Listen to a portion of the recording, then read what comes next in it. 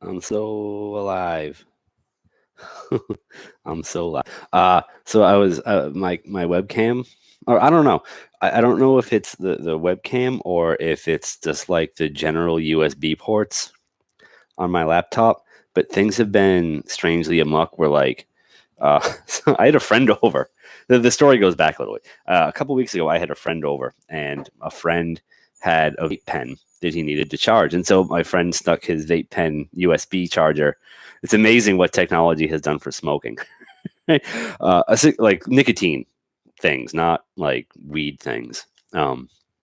So he charged his vape pen in my laptop, and ever since then, every USB device that I plug in is like the last USB device that was in here wasn't recognized. It was dirty. We don't know we don't know what it was, and so like I've had like weird blue screens and weird equipment malfunctions where like sometimes like because this is like USB over here. Well, I mean it goes into a Focusrite Scarlett thing, and then it goes to USB. But sometimes that'll be like, I don't know what you are. We can't you can't use me. And then other times my webcam will be like, we're in use by another application. So I'm 90% sure that I have vape pen spyware on my laptop, ruining USB connections. So that's fun. My wife says that she wants a new phone. So I'm gonna have to start charging everyone for this webcast so I can get my wife a new iPhone. Apparently, so that's fun. Anyway, no,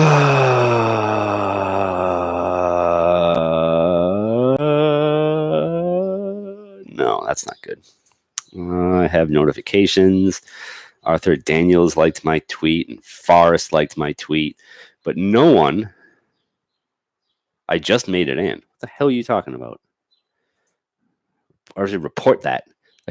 I can put you in a timeout. This is funny. I'm going to show you the things that I can do to you via a screen cap. Put this user in timeout. That must be, if you're a very naughty boy, you're a very naughty Forrest.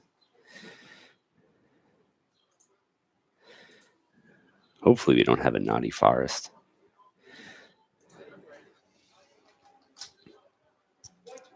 Yeah.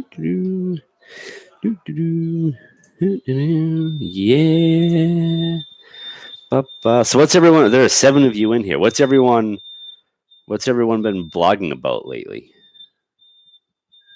Anything? Got to blog about something. If you don't blog about stuff, then people forget about you. If you don't blog, you don't exist. Oh, poor Zane. Stuck watching this on mobile. That's tough. Sorry about that. I got to hang out with Zane. God, that was a while ago. Like 3 weeks or something? 2 weeks? 3 weeks? I was in Minneapolis for some client stuff. Went, got some drinks, ate some pizza. Met Zane's cousin, who was quite a character. I don't know. Minneapolis was interesting. I was very upset because Paisley Park. It was the 3rd anniversary of Prince's deathicide, and so I was like, I'm in Minneapolis. I'm going to go to Paisley Park, and then when I went to Paisley Park, it was closed to the public, and the like 17-year-old security guard at the gate was just like, yeah. It's sold out, but you can buy tickets for $1,000. And I was like, that doesn't sound sold out. I'm not paying you $1,000 unless I get to like nap in Prince's bed. So that's that. That was that. That was the end of it.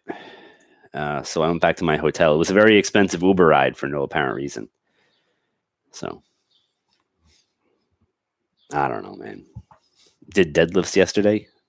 Got to try this new deadlift tape.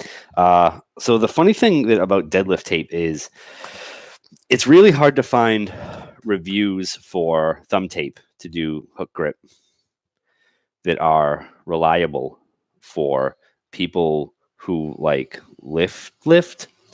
And I don't mean that like people who do other stuff aren't like lifting. It's just a lot of the reviews are from people who do CrossFit and who are doing like different exercises, right? They're doing like snatches or grabs or jerks and cleans and whatnot.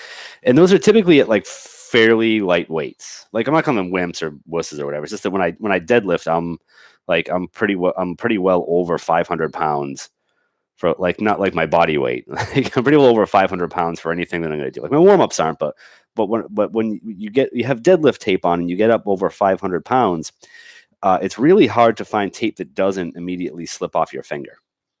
Like I see other people get very sweaty and their tape finally like starts to like curl up or like slip, but it's at much lighter weights with doing hook grip. With me, it's like as soon as I think the bar gets over like 450, like the tape just falls to crap. And I just haven't found a tape that holds up well to heavy weights. So I'm gonna give this one another try next week. I don't know. I'm going for 545-ish on that. That should be fun. Hopefully my back survives. Next time you watch this, I might be in a wheelchair. Who knows? I mean, it could happen anyway. It could happen even without doing deadlifts. Whatever. I've got new stickers. I thought that I got stickers on sale for like the regular size, but like these are the regular size stickers, and I was like, cool, there's a sale. And when I got them, they were like little mini stickers. So I don't know. Maybe I'll send these out to everyone who watches this on a cell phone, so they can put a little mini sticker on their cell phones, on their little mini phones. That'd be cute, right? Let's see. How do you get a sticker? Send me your address. I know I had your address, but that was for an email account that I don't have access to anymore. So send an email to my or to any email address that you have for me, and or if you're on Twitter, what I'll do right now is I'll open up Twitter DMs, and if anyone here wants to, no, I'm not following Leonard Dunham. Get out of here. Ugh. The worst. Where the hell are settings? There we go. Settings. I'll open up DMs. So if anyone in here wants to send me their address to get stickers, I will send you stickers. How do you do this even? Widgets, find friends, notification, email. What the hell?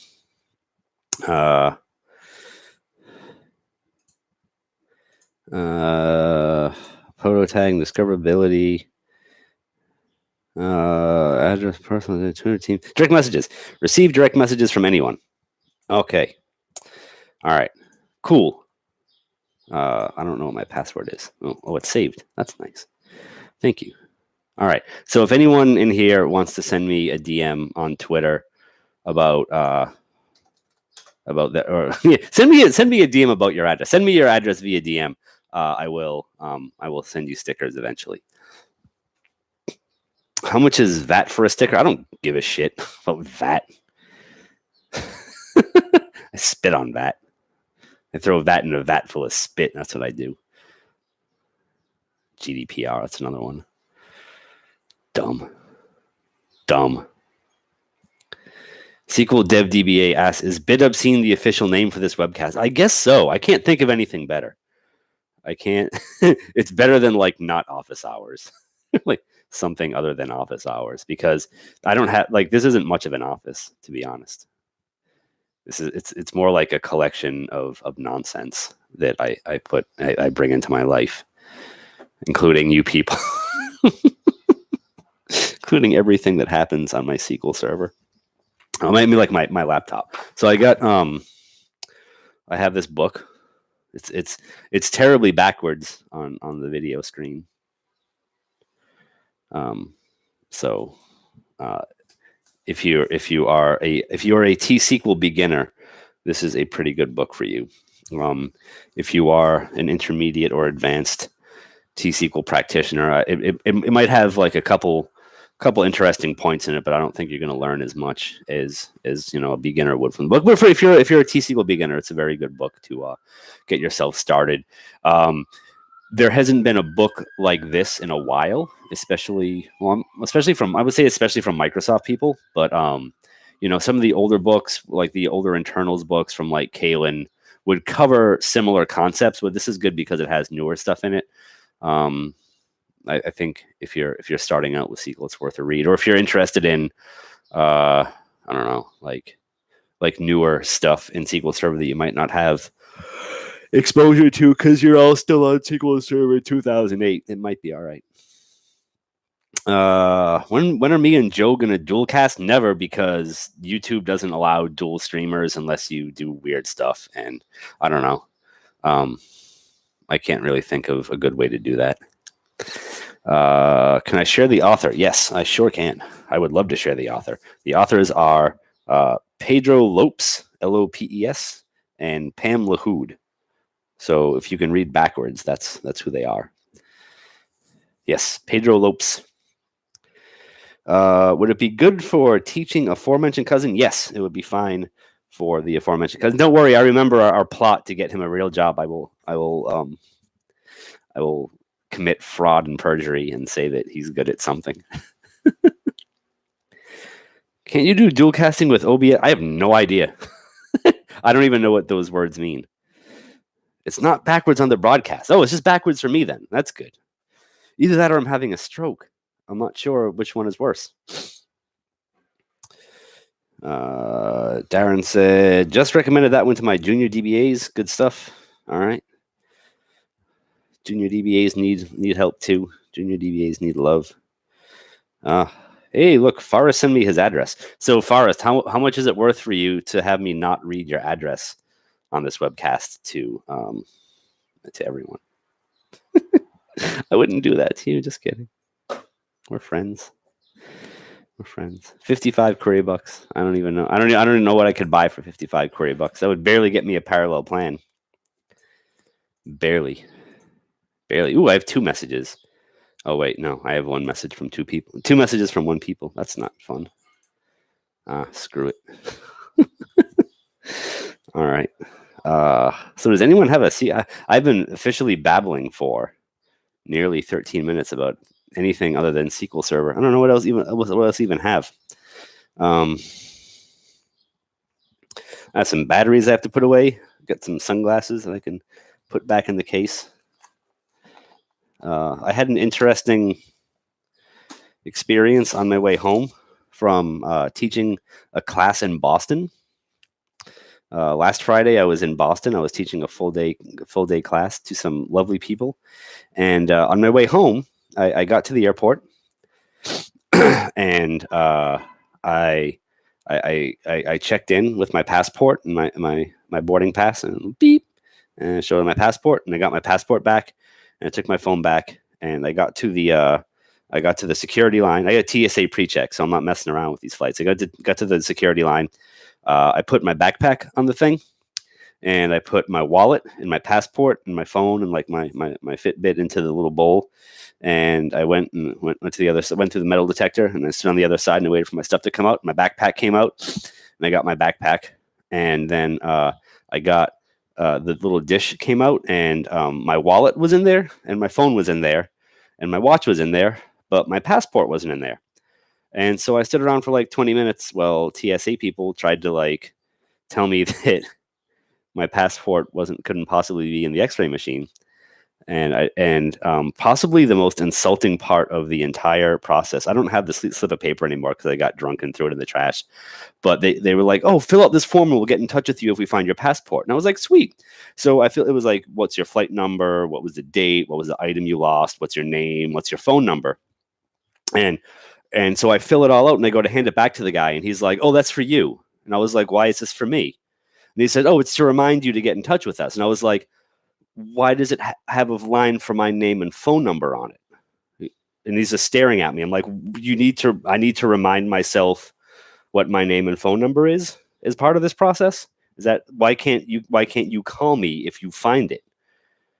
And he's just staring at me. And I'm like I get that TSA is security theater. I get that it's largely nonsense, and I get that like the $100 that I sort of paid, like Amex refunded me on it, like refunds you for getting pre-check and like global entry and stuff. But like I get that the fact that I paid into that is like just like, you know, encouraging them to keep existing.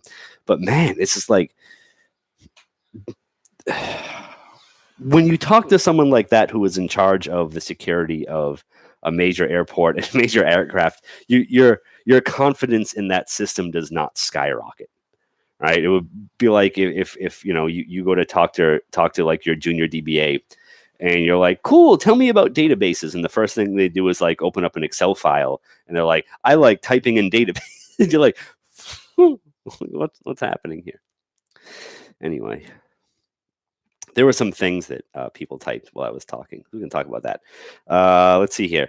13 Stanley Nichols and 34. That's what the hell is this? Oh, I get it. That's from The Office. Zane says, I'll DM you about OBS. Okay. All right. Sounds good. Farah says, what do you consider some major insights you've gained as you've grown in your technical presenting skills? I don't have any.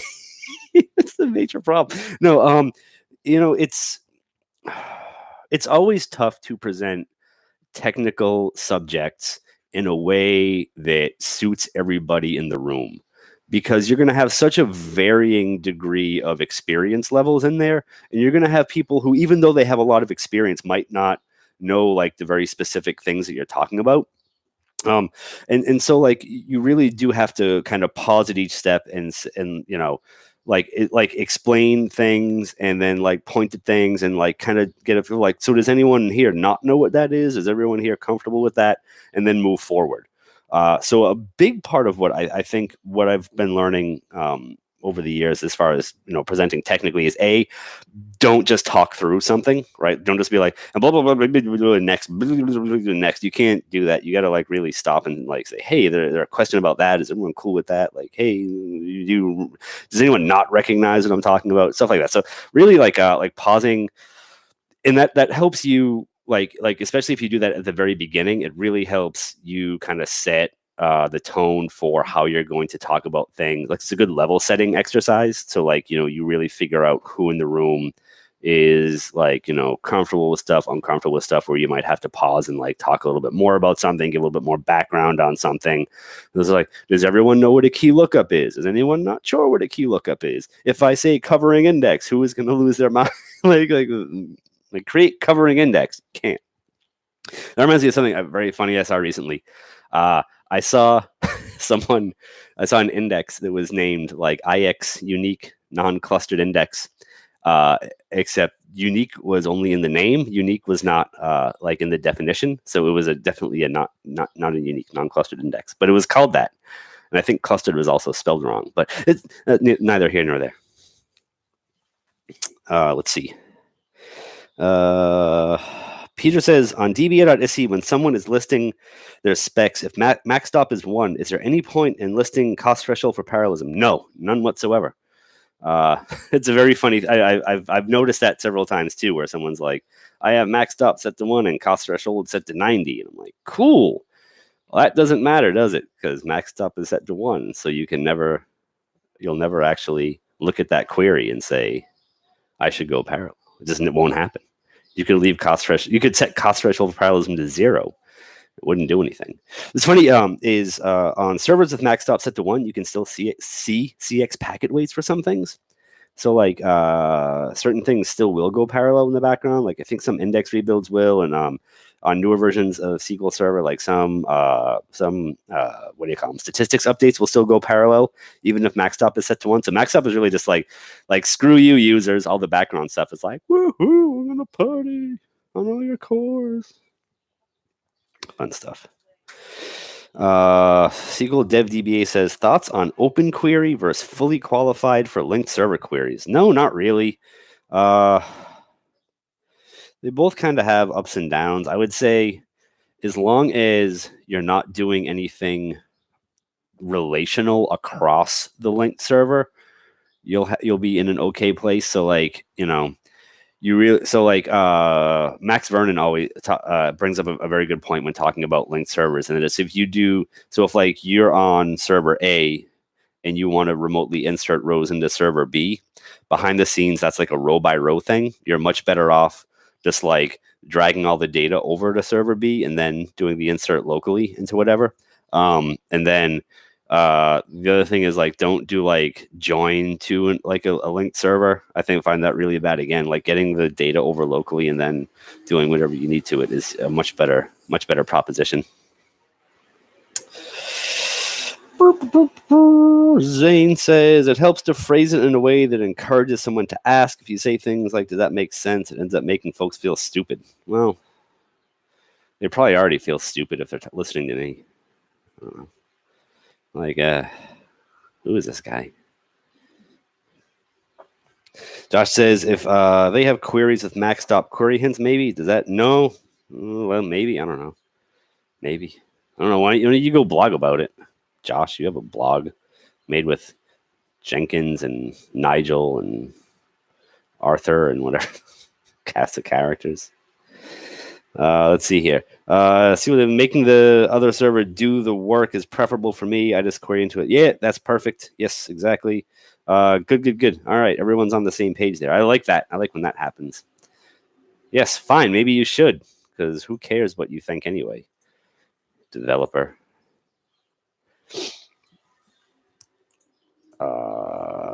Let's see. Joe says performance issues outside of SQL at the OS. Any guidance for identifying OS? Oh God, VM problems. So let me find an R. So wait, what are you using? VMware or Hyper-V to virtualize? Because that'll make a difference. Like generally, you can look at what is it, kernel time or what is it called? CPU ready time is gauges of if something else is crunching in on your SQL Server. Let's see. For VMware, I'm going to try to find it quickly.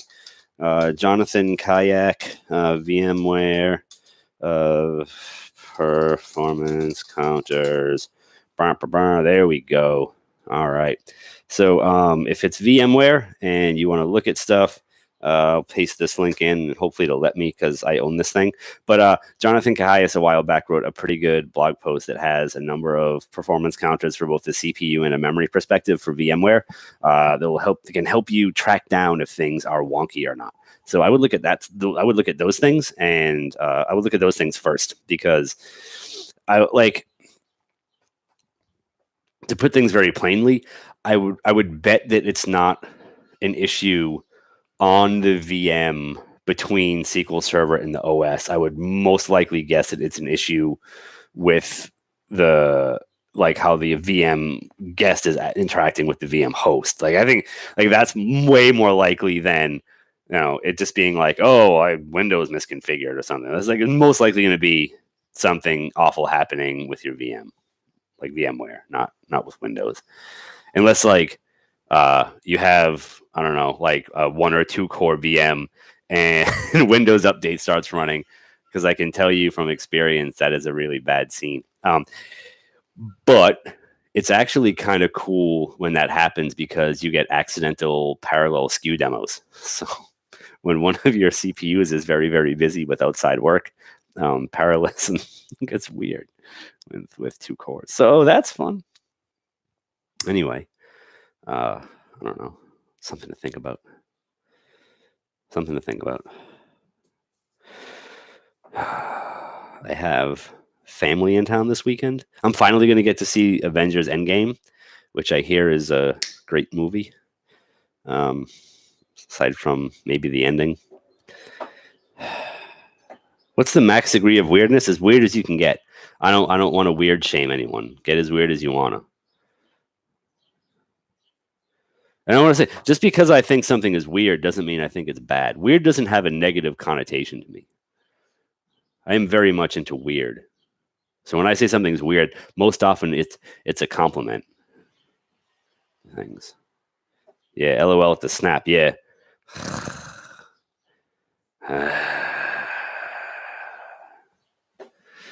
I've seen too much. There's a store that I go to. I'm not going to say that. I feel weird saying the name of it because then I feel like people are going to stalk me there. But it's this cool, not like vintage or secondhand store, but it's like a store full of oddities. And every time I go there, I find something weird or neat. I'm gonna bring out some of the stuff that I found in there just because we have a few minutes to kill. And I think there's some cool and interesting things that I've gotten from there. So I'm gonna grab some stuff off my shelf of weird, and I'm gonna show you some things that I bought there. Recently, there's some stuff in here too. I think. Is there? No, not very. Okay, never mind. What else? Oh yeah, those things. Hang on. Don't go anywhere. I promise this will get interesting in a minute. There we go. There we go. All right. So some cool stuff that I found there recently are they're postcards, but they're like raised and they just have weird things on them. Like this one, this guy's got all sorts of eyeballs, and then there's this one over here, which I think is pretty neat. I like these things very much. Nice plants, yes. I've got 4 Edelweiss plants that are growing quite nicely. They're doing well. I've also got a blackberry lily in the middle.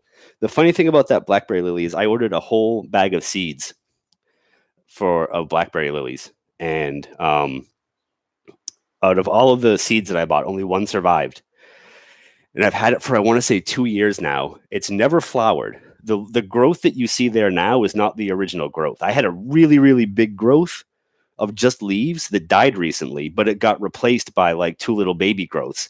I really, really hope that one of them flowers soon, because if I find out that I just have like an accidental weed in there, I'm going to be upset, because I've spent 2 years caring for a weed. Thank you. Have no idea. The other thing that I found in there was, it looks like it's like a devil thing. I don't know if at some point it had like it was holding a horn and playing it, or if it's just making like a mocking gesture, going like or something. But I found this there, and I really liked it, and I bought that. I've got a resin cast of the Beauty is in the Eye of the Beholder Twilight Zone thing. I've got like one of the pig face people. It's resin. It's pretty neat. I like that. And they also have like weird sort of like Americana type stuff. So like this is, which is like probably terribly inappropriate, but I thought was really funny, is this thing that I found. Like I probably should admit to owning it, but I thought it was very funny when I saw it, because I don't know, this cat is just out of his out of his mind. I love this cat. The look on his face with the cigar and everything, it cracks me up. And then I got this. I don't smoke anymore, but they had a Playboy Club ashtray, and I didn't really care about the Playboy Club ashtray too much, but they had this lighter that I thought they made a good set, and so that was why I bought that. And this is the stupid thing that I spend these are the stupid things that I spend my money on when I go out after brunch and after I'm drunk and I start shopping. Send it to Max. I'm not sending anything to Max. Max should send me something. Max should send me all his hats so I can burn them. That's what Max should do. That's what should happen. Stop telling me I have a message. I don't have a message. Oh, Christ. I do. I was wrong. Anyway. I don't know. Does anyone have any other SQL Server questions? I feel like this got derailed by my babbling and nonsense.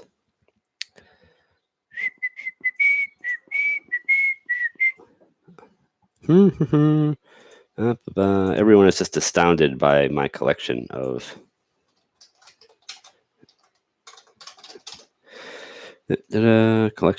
fun and interesting things. Let's see. Darren says he forgot his question. I don't know. You must have been just amazed by my collection of nonsense then.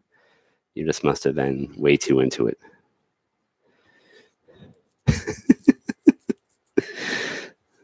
All right. I'll give you guys and gals a couple minutes to think of things while I put my things away. I don't even know if they're going. Ah! Well, that was almost disastrous. I almost had my foot set on fire. That would have been terrible. Can you imagine what would have happened? My foot on fire.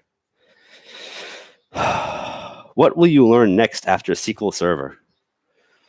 I don't know. Is there an after SQL Server? I feel like it's something that you do for life. I feel like you're just stuck with it. I suppose if SQL Server ever like really went like out of favor, That'd be one thing, but I don't know. Anyway, I'm gonna get going. I'm gonna go do something else. Goodbye. Thank you.